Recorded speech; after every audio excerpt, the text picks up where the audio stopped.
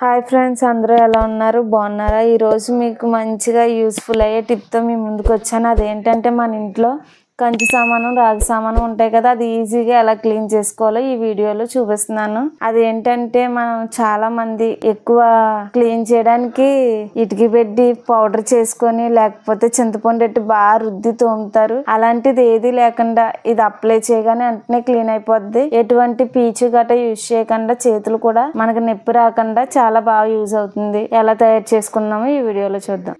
3 స్పూన్ల శనగపిండి తీసుకుందామండి. 1 స్పూన్ సాల్ట్, 1 స్పూన్ పసుపు, 1 నిమ్మ చెక్క,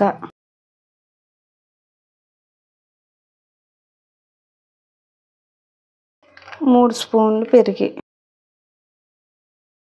ఇది బాగా మిక్స్ చేసుకోవాలండి.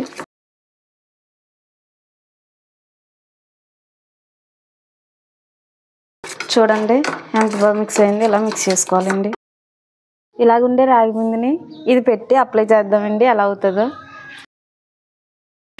రాగి వస్తువుని ఇంట్లోనే సింపుల్గా మా దగ్గర ఉండే వాటితోనే సింపుల్గా ఎలా తోముకోవాలో, పండగ వస్తుంది కదండి, ఇప్పుడు ఎలా తోముకోవాలో మీకు చూపిస్తున్నాను. చూడండి, మనం పీచు కూడా ఉపయోగిస్తాం లేదండి. ఎటువంటి ప్రెషర్ లేకుండా ఈజీగా ఇంట్లోనే ఈజీగా తోముకుండేలా వాటర్ వేసి చూపిస్తాను. చూడండి, పౌడర్ రాసినట్టుగా ఉంది. చూడండి, ఇప్పుడు వాటర్ వేస్తాను ఎలా ఉందో. చూడండి ఎలా వచ్చిందో. మన పని కూడా చాలా ఈజీగా అయిపోద్దండి.